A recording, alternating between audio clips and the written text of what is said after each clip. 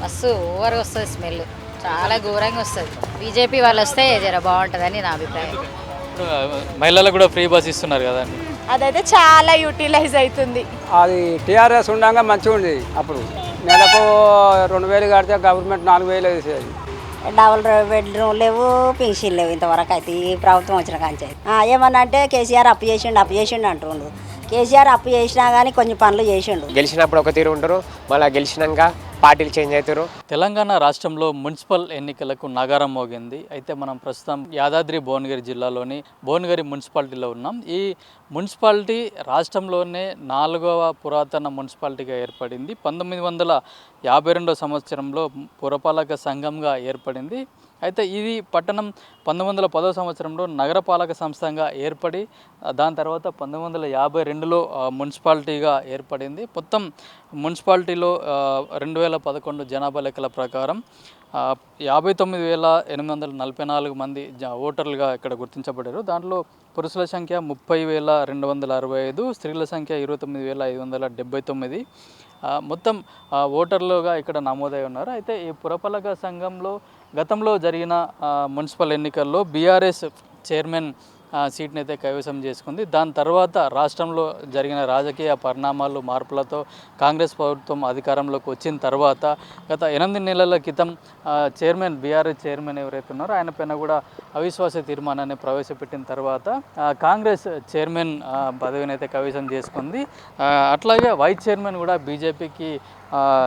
BJP కైవసం చేసుకోవడం జరిగింది. అయితే దీంట్లో పురపాలక సంఘంలో 3 గ్రామాలను కూడా విలీనం చేయడం జరిగింది. రాయగిరి, పగిడిపల్లి, బొమ్మాయిపల్లి గ్రామాలను ఈ భువనగిరి పురపాలక సంఘంలో విలీనం చేసిన తర్వాత ఆ గ్రామాలకు చెందిన వ్యక్తులకే మున్సిపల్ చైర్మన్లుగా అట్లాగే వైస్ చైర్మన్లుగా వాళ్ళని ఎన్నుకోవడం జరిగింది. దీంతో భువనగిరి మున్సిపాలిటీకి ఇప్పుడు జరుగుతున్న ఎన్నికల్లో అన్ని పార్టీలకు కూడా ప్రతిష్టాత్మకంగా తీసుకునే అవకాశం ఉంది. ఎందుకంటే గతంలో బీఆర్ఎస్ పార్టీ మున్సిపల్ చైర్మన్ను కైవసం చేసుకున్న తర్వాత అవిశ్వాస తీర్మానంలో కాంగ్రెస్ కైవసం చేసుకోవడం, దీనికి బీజేపీ కూడా రాష్ట్రంలోనే అన్ని అత్యధిక స్థానాలను కైవసం చేసుకోవడానికి మేము సిద్ధంగా ఉన్నామని చెప్పడంతో ఇటు బీఆర్ఎస్ కాంగ్రెస్ పార్టీ అధికారంలో ఉన్న కాంగ్రెస్ పార్టీకి అట్లాగే బీజేపీకి కూడా ఈ ఎన్నికలు ప్రతిష్టాత్మకంగా తీసుకొని మున్సిపల్ ఎన్నికల్లో పోరాటం జరుగుతుంది. అట్లాగే ఈ మున్సిపాలిటీలో కూడా చాలా సమస్యలు ఉన్నాయని చెప్పేసి కూడా ప్రజలు చెప్తున్నారు. అయితే భువనగిరి మున్సిపాలిటీలో ప్రజలు ఎదుర్కొంటున్న సమస్యలు ఏంటి,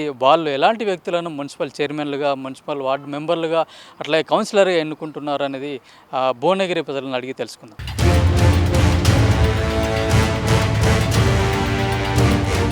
భువనగిరి మున్సిపాలిటీ పట్టణ ప్రజల ఒపీనియన్ కూడా తెలుసుకుందాం. మున్సిపాలిటీ ఎన్నికల్లో ఎవరుంటే బాగుంటుంది, అట్లా ఇక్కడున్న సమస్యలు ఏంటని కూడా తెలుసుకుందాం. చెప్పండి, ఇక్కడ మున్సిపాలిటీ ఎలక్షన్స్ వస్తున్నాయి కదా, మీకు ఇక్కడున్న ప్రధాన సమస్యలు ఏమంటారు? ఇక్కడ రోడ్డు మున్సిపల్ కంప్లీట్ ఇచ్చినా వాళ్ళు తీసుకోవట్లేదు. మస్తు ఓవర్గా వస్తుంది స్మెల్, చాలా ఘోరంగా వస్తుంది. ఒకసారి కంప్లీట్ కూడా పెట్టినాం, అందులో అసలు పట్టించుకోలేదు వాళ్ళు. మున్సిపల్ ఎలక్షన్స్ వస్తున్నాయి కదా, ఎట్లాంటి వాళ్ళు వస్తే బాగుంటుంది అనుకుంటున్నారు? బీజేపీ వాళ్ళు వస్తే జర బాగుంటుందని నా అభిప్రాయం. వాళ్ళైతే సేవా కార్యక్రమాలు బాగా చేస్తారు. దాని గురించి అప్పుడు బాగానే అయింది డెవలప్మెంట్. ఇంకేమేమి డెవలప్మెంట్స్ కావాలి మీకు ఇక్కడ మున్సిపల్ ఎలక్షన్లలో? మీకు వాటర్ కానీ, డ్రైనేజ్ కానీ సమస్యలు ఏమున్నాయి, రోడ్డు సమస్యలు ఏమేమి ఉన్నాయి? వాటర్ బాగానే ఉంది, అన్నీ బాగానే ఉన్నాయి. ఇక్కడ మరీ ఘోరం ఉంటుంది స్మెల్, దానికి ఒక్కదానికే ప్రాబ్లం. మాకైతే సాటిస్ఫై బాగానే ఉంది సార్ ప్రస్తుతానికైతే అన్ని ఫీచర్స్. ఇప్పుడు మహిళలకు కూడా ఫ్రీ బస్ ఇస్తున్నారు కదా, అదైతే చాలా యూటిలైజ్ అవుతుంది. కొంతవరకు అయితే యూజ్ చేసుకున్న వాళ్ళకి బాగా యూజ్ చేసుకుంటున్నారు. మాలాంటి వాళ్ళకి, ఇక జాబ్ చేసుకున్న వాళ్ళకి, లోకల్ ఉన్న వాళ్ళకి ఏం లేదు. యూజ్ చేసుకున్న వాళ్ళకి, ట్రావెల్ చేసే వాళ్ళకి బాగా యూజ్ అవుతుంది. అదైతే హ్యాట్స్ ఆఫ్. ఇప్పుడు సంక్షేమ పథకాలు అన్నీ వస్తున్నాయి అంటే స్కీమ్లు కానీ అవన్నీ మీకు ఏమన్నా డబుల్ బెడ్రూమ్ ఇల్లు ఇస్తున్నారు అవన్నీ కూడా? అన్నీ రన్నింగ్ అవుతూనే ఉన్నాయి కదా. ఓకే, అన్నీ యూటిలైజ్ అవుతున్నాయి చాలా మందికి. సీఎం రేవంత్ రెడ్డి 12,000 ఇస్తానని ఆటో డ్రైవర్లకు వస్తున్నాయి. ఎవరికి ₹1 రాలే అన్న, ఎక్కడ రాలే. భువనగిరి మండలం అయితే ఎక్కడ రాలే. వేరే స్కీమ్లు ఇట్లా అన్నీ వస్తున్నాయా? వేరే స్కీమ్లు ఏం లేవు అన్న మాకు. ఫ్రీ బస్ పెట్టారు కదా, దాంతో మీకు ఏం ప్రాబ్లం అవుతుంది? మొత్తం ఎక్కట్లేదు ప్యాసింజర్, ఆటోలు ఎక్కుతలేరు. రావడానికి పోవడానికి ఎప్పుడు ఎక్కడ చూసినా బస్సులే ఎక్కుతారు. మాకు డీజిల్ పైసలు కూడా వెళ్తలేవు రోడ్ల మీద. తిరిగి 200-300 చేసుకొని పోవాలంటే చాలా కష్టం అవుతుంది. కుటుంబాలు గడవాలంటే, పిల్లలు చదివియాలన్నా ఇవన్నీ ఇబ్బందులు చాలా ఎదుర్కొంటున్నాం. అంతకుముందు ఎంత సంపాదించాలి ఫ్రీ బస్ లేకముందు? ఫ్రీ బస్సు లేకముందుకు రోజు 600 చేసుకొని ఇంటికి పోయేవాళ్ళం. డీజిల్ పైసలు ఇంత 2-3 లీటర్ డీజిల్ పోసుకున్నాను. ఫ్రీ బస్సు పెట్టి నుంచి 400 కూడా చేసుకొని లేకపోతున్నాం. అది మా పరిస్థితి. దీనిలో వచ్చినట్టున్నాయి అందులో గంతే. మళ్ళీ రెండో విడత ఇస్తున్నారు, సప్పు లేదన్న రేవంత్ రెడ్డి హయాంలో. మళ్ళీ ఆటోలలో కూడా 12,000 వేస్తామని అన్నారు, ₹1 లేదు, అది మర్చిపోయారు. మళ్ళీ ఫ్రీ బస్ అయ్యి మా ఆటోలు కూడా ఎవరు ఎక్కుతలేరు. మేము చూసి కావాలి కాసి పోవుడే అవుతుంది కానీ ఏం దందాలు అవుతలేవు అన్న. చూడని వాళ్ళు కూడా అప్పుడప్పుడు బాధపడుతుంటారు. వాళ్ళకు కూడా పెంచుతలేడు, ఎవరు పెంచుతలేడు. చాలా కష్టమే ఉంది అన్న. అది టీఆర్ఎస్ ఉండగా మంచిగా ఉంది అప్పుడు. అది ఇప్పుడు కేసీఆర్ ఉన్నప్పుడు మాకు ట్రిపుల్ ఫండ్ వచ్చేది. నెలకు 2,000 కడితే గవర్నమెంట్ 4,000 వేసేది. మూడేళ్ళకి ఒకసారి మంచిగానే అవి 3 నెలలకొకరు గవర్నమెంట్ వేసేది. మా మొగ్గాల ఇప్పుడు గిట్టుబాటు లేకుంటుంది. ఆ గిట్టుబాటు లేదు, ఆ చీరలు పోతలేవు. ఈయన ఏమన్నా అంటే ఎప్పుడు పోయి అడగని చేయని ఇస్తాం మీకు స్కీమ్ ఇస్తాం, చాలా ఆదుకుంటాం, రైతు చేనేతనే మీకు కూడా ఆదుకుంటాం అంటారు. కానీ ఆ స్కీమ్ ఏది వచ్చింది లేదు, 2 ఏళ్ళ నుంచి పోయింది లేదు, ఏం లేదు సార్. మేము పద్మశాలి. బతుకమ్మ చీరలు కూడా మొత్తం చేనేతతో నేపిస్తా అని చెప్పింది కదా సార్. అవి ఏరే బతుకమ్మ చీరలు ఏం లేదు. ఇప్పుడు మాకు కేసీఆర్ ఉండగానే మంచిగా నడిచింది, మంచిగా ఆయంలో వచ్చినాయి, పనులు అయినాయి. కానీ ఇప్పుడు ఈయన వచ్చిన నుంచి 2 ఏళ్ళ నుంచి ఏ స్కీమ్ వస్తలేవు, పోతలేవు, అన్నీ అనుడే కానీ ఇచ్చుడు అయితే ఏం లేదు సార్. కరెంటు కూడా ఫ్రీ కరెంట్ అయితే ఒకటి ఫ్రీ వచ్చింది మాకు. కూడా కరెంటు ఫ్రీ ఇస్తా అని చెప్పింది లేదు సార్. కరెంట్ అంటే ఇక అందరికీ 200 యూనిట్ల దానిక కరెంట్ ఫ్రీగా సార్. అది మా ఇక అందరికి వచ్చినట్టు మాకు వస్తుంది. కానీ ఇక మా ఫ్రీ బస్ పెట్టండి కదా ఆటోలకు, దాంతో ఏముంది సార్, ఎప్పుడన్నా వస్తే ఇప్పుడు ఆటోలలో ఇబ్బందేనా. ఇక పైసలు ఇచ్చి నిలబడవచ్చుడు అవుతుంది. వాళ్ళు 1-2 గంటలు కానీ ఆ బస్సు వచ్చేదానికి ఆనే ఉంటారు. కానీ ఆ ఆటోలు ఎక్కుతలేరు ఎవరు. రోజు 3 ట్రిప్పులు పడుతున్నది, దానికే ఎక్కుతారు.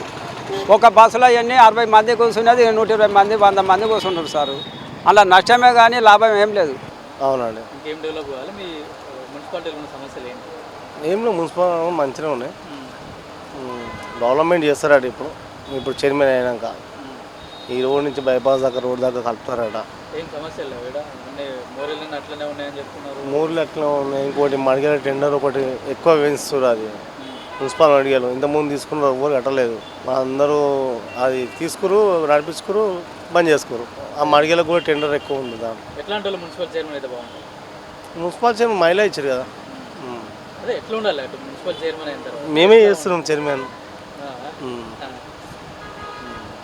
మా వార్డు తరఫున 7వ వార్డు తరఫున ఒక 8 మంది పోటీ చేస్తారు. మహిళ బీసీ మహిళ అయింది, జనరల్ మహిళ. అంటే పొదుపు సోమయ్య గారు వారి భార్య అవుతుండొచ్చు, లేకపోతే తంగలపల్లి రవి కుమార్ వాళ్ళ భార్య అవుతుంది. డబుల్ బెడ్రూమ్ లేవు, పెన్షన్ లేవు ఇంతవరకు అయితే. ఈ ప్రభుత్వం వచ్చిన కాంచి అయితే ఇవి కట్టిర్రు, వదిలిపెట్టిరు అని అప్పుడు డబుల్ బెడ్రూమ్. ఇప్పుడైతే ఇందిరామిన్లు ఇచ్చిర్రు కదా సారు. ఇందిరామిన్లు అయితే పక్క నడుస్తున్నాయి, ఇచ్చిండు. ఇక రేపు ఏం చేస్తాడో తెలియదు. ఫ్రీ బస్సులు అని పెట్టిండు. అవి కూడా ఫ్రీ బస్సులు కూడా కొంతమందికి ఉపయోగపడుతున్నాయి, కొంతమందికి ఉపయోగపడతలేవు. అదైతే పనికిరాని పని అయితే. అదైతే ఫ్రీ అంటున్నారు కదా. ఫ్రీ అయితే ఏముంది సార్, ఆడవాళ్ళు అందరూ ఎప్పుడు పడితే అప్పుడు పనిలో పోయటం లేక. కానీ అది ఏమిటికి ఫ్రీ బస్సు, దాని మీద ఎంత నష్టపోతున్నాం జనాలము అదొకటి ఆలోచించలేరు. ఎవరో పని పాట లేని వాళ్ళకు అది మాత్రం ఫ్రీ బస్సు. ఇదైతే ఈ ఒక్కటైతే మంచి పద్ధతి కాదు సార్. ఈ ఫ్రీ బస్సు తీసేస్తేనే అందరు బాగుపడతారు. అంతే నేనైతే చెప్తున్నా కదా. కష్టం చేసుకొని ఎన్నడో ఒకరోజు అమ్మగారి ఇంటికి పోతాము, మొగలను పంపిస్తే వాళ్ళకు ₹50 ఛార్జీ నుంచి ₹100 చేసిండు. ఇప్పుడు అది మా మీదకెళ్ళే కదా. మమ్మల్ని ఏమో ఫ్రీగా తోలి, వాళ్ళకేమో ఛార్జీ. ఇప్పుడు మొగళ్ళు ఏమో ఆడలు అయిపోయారు, ఆడలేమో మొగలు అయిపోయారు. ఏం ప్రభుత్వం ఉంటే గిట్నేనా? వాళ్ళు ఉంటేనే మనం ఉన్నాం, మనం ఉంటేనే వాళ్ళు ఉన్నాం. చేస్తే అందరికి ఫ్రీ చెయ్యి మరి, ఎంత అప్పు అయినా సరే. ఏమన్నా అంటే కేసీఆర్ అప్పు చేసిండు అంటుండు. కేసీఆర్ అప్పు చేసినా కానీ కొన్ని పనులు చేసిండు. ఏమన్నా అంటే ఇప్పుడు నువ్వు ఇందిరామిన్లు ఇచ్చినావు, ఇప్పుడు ఇక ఇందిరామిన్ల వరకు నడుస్తున్నాయి మంచిగానే. కానీ మరి ఇక ఏం చేస్తాడో రేపు. ఇప్పుడు ఇంకా 2 సంవత్సరాలు ఉండు కదా, ఇక అంతవరకు ఏం చేస్తాడో చూద్దాం. ఇప్పటికైతే కాంగ్రెస్ ఉన్నప్పుడు మంచిగా ఉందా, బీఆర్ఎస్ ఉన్నప్పుడు? అంటే ఇక బీఆర్ఎస్ ఉన్నప్పుడు మంచిగానే ఉంది, మంచిగా లేదని అంటలేము. ఆయన చేసిన పనులు ఆయన చేసిండు. కానీ ఆయన అప్పు చేసిండు అని ఈయన అంటుండు కదా. ఈయన అప్పు చేయకుండా, ఇప్పుడు ఇది అప్పు చేయకుండా అయితే ఫ్రీ బస్సు అప్పు చేయకుండా ఎట్లా నడుస్తుంది సార్? ఎన్ని కోట్లు లాస్ అవుతున్నాయి రోజుకు, అదొకటి చూస్తుండా సార్? ఏమున్నా ఫ్రీ బస్ అంటే పని పాట లేని ఆడోళ్ళు ఊక రోడ్ల పొండి తిరుగుడు, దేవుళ్ళ గుళ్ళకు పోవడము, భక్తి పైసలు పెట్టుకొని పోయి దేవుళ్ళ దగ్గర దర్శనాలు చేసుకుంటే పుణ్యం ఉంటుంది, ఫ్రీగా పోయి చూస్తే పుణ్యం ఏముండదు. అంతే సార్, నేను చెప్తున్నా, ఏమన్నా అనుకోర్రి. కష్టం చేసుకొని 10 రూపాయలు అప్పు పుట్టించుకొని దేని దగ్గర పోవాలంటే ఇంటిలో ఆదలం కలిసిపోతాము. ఏందో పనికి మళ్ళీ పని ఇడిచిపెట్టుకొని గ్రూపుల అందరం కలిసిపోవడము, గ్రూపుల అందరం కలిసిపోయి దేవుళ్ళను దర్శనం, ఇంటి వాళ్ళు వద్దా, ఇంటి పిల్లలు భర్త వద్దా, మనం ఒకళ్ళమే పోయి దర్శనం చేసుకుంటే దేవుడు భక్తి మనకిస్తాడా? అదైతే ఈ ఫ్రీ బస్ ఒకటైతే తీసేయాలి. మొహమ్మద్ ఖాదర్. మున్సిపల్ ఎలక్షన్స్ వస్తున్నాయి, డెవలప్మెంట్ కావాలంటే ఎట్లాంటి పర్సన్ ఉన్నారు మీకు? పోనీ ఇక్కడ ఉన్న మున్సిపాలిటీలో ఉన్న సమస్యలు ఏంటి? సమస్యలు ఏం లేవు సార్, మంచిగా ఉన్నది అంతా. మున్సిపాలిటీ ఫుల్ డెవలప్ ఉందా? మోర్లు సరిగలు అని దోమలు ఉన్నాయంటున్నారు, రోడ్లు బాగాలేవు అంటున్నారు. ఆధార్కి అంటుర్రా మీరు? ఆధార్కి అంటుర్రా? మున్సిపాల్ మోరీలు సరిగానే ఉన్నాయి, అన్నీ మంచిగానే ఉన్నాయి. కాకపోతే మడిగలది జర ఇబ్బంది ఉంది. ముంగట కూరగాయలు దుకాణం పెట్టి దుకాణాలు తీసేస్తలేరు అట్లా బైకాడు అట్లా. కానీ ఇంకోటి ఏం తెలుసా, మడిగేలకు ఒకటే రేటుగా ఫిక్స్ చేసి అది చేస్తే అది బాగుంటుంది. కానీ ఒకరికి 17,000, ఒకరికి 27,000, ఒకరికి 5,000 ఇట్లా కాకుండా గవర్నమెంటే నిర్ణయించి పెట్టేస్తే అయిపోతుందని నా మనవి, అంతే. పెన్షన్ రాలేదు సార్ నాకు. నేను ఇప్పుడు 65 ఏళ్ళు ఉన్నా, నాకు పింఛనే కట్టలేదు. తెలంగాణ ప్రభుత్వం ఇవ్వలేదు, ఇప్పుడు కాంగ్రెస్ ప్రభుత్వం అయినా ఇంతవరకు ఇవ్వలేదు. ఆప్షన్ ఉన్నాయి పెడతలేరు అంటారు. నా పేరు శివ, మాది భువనగిరి పట్టణమే, 2వ వార్డు. గత తెలంగాణ ఏర్పడిన నుంచి 2014 నుంచి మనకి మంచిగా భువనగిరి అయితే డెవలప్ అయింది. ఇప్పుడు ఇంకా డెవలప్ అవుతుంది ప్రజెంట్. కాకపోతే కాంగ్రెస్ యొక్క పరిపాలన కొంచెం మంచిగానే ఉంది. కాకపోతే ఇంకా భువనగిరి మున్సిపాలిటీ ఇప్పుడు ఎలక్షన్స్ కంప్లీట్ అయితే మనకి ఫుల్ క్లారిటీ వస్తుంది, ఎవరు రూలింగ్ చేస్తారు కరెక్ట్ అని. ఇప్పటివరకు అయితే హామీలు, ఉచిత పథకాలు కొంచెం మంచిగానే ఉన్నాయి. కాకపోతే అందరికీ అవి సరైన సమయంలో చేరుకుంటలేవు. సో గవర్నమెంట్ ప్రతి ఒక్కరిని గమనించి అభ్యర్థులు ఎవరైతే ఖచ్చితంగా పూర్ ఫ్యామిలీ వాళ్ళు ఉంటారో వాళ్ళకి ఖచ్చితంగా ప్రతి ఒక్క పథకం చేరితే బాగుంటుందని నాకు మనం. ప్రధానంగా మనకి ఇక్కడ వచ్చేసి రోడ్లు కరెక్ట్ లేవు వార్డులల్లో. మళ్ళీ అండర్ గ్రౌండ్ డ్రైనేజ్ కూడా అక్కడక్కడ ఉన్నాయి, కొన్ని ప్లేసెస్లలో, అన్ని ప్లేసెస్లలో అండర్ గ్రౌండ్ డ్రైనేజ్ కూడా లేవు ఫస్ట్. సో మనం ఫస్ట్ ప్రధానంగా వచ్చేసి క్యాండిడేట్లు కూడా ఏంటంటే సరైన పద్ధతిలో ఉండలేరు. కౌన్సిలర్ గెలిచినప్పుడు ఒక తీరు ఉంటారు, మళ్ళీ గెలిచినాక పార్టీలు చేంజ్ అవుతారు కావాలనే. అసలు వాళ్ళకు కూడా క్లారిటీ లేకుండా ఉన్నారు.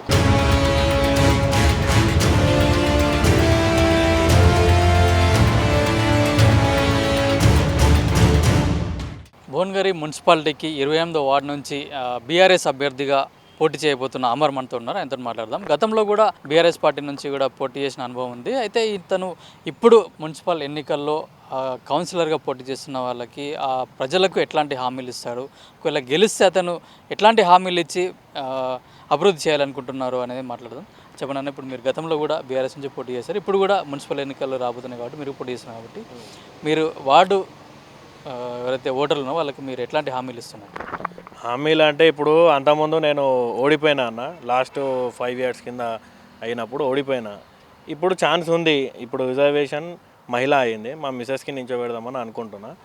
పార్టీ టికెట్ ఇస్తే మాత్రం తప్పకుండా గెలుస్తా, నాకు నమ్మకం కూడా ఉంది. ప్రజలలో ఇట్లా మంచి అవగాహన ఉంది, ఎవరు ఇంటింటికి పోయినా కూడా నాకు మంచి పేరు ఉంది, హార్డ్ వర్క్ క్యాండిడేట్ని, అదొకటి గుర్తించు పబ్లిక్. అయితే మంచిగానే ఉంది, గెలుస్తా అన్నట్టు నాకు నమ్మకం ఉంది. ప్రధానంగా భువనగిరి మున్సిపాలిటీ ఎదుర్కొంటున్న సమస్యలు ఏంటి ఇక్కడ? అసలు మున్సిపాలిటీ నుండి వాటర్ ప్రాబ్లం చాలా ఉంది, వాటర్ ప్రాబ్లం ఉంది.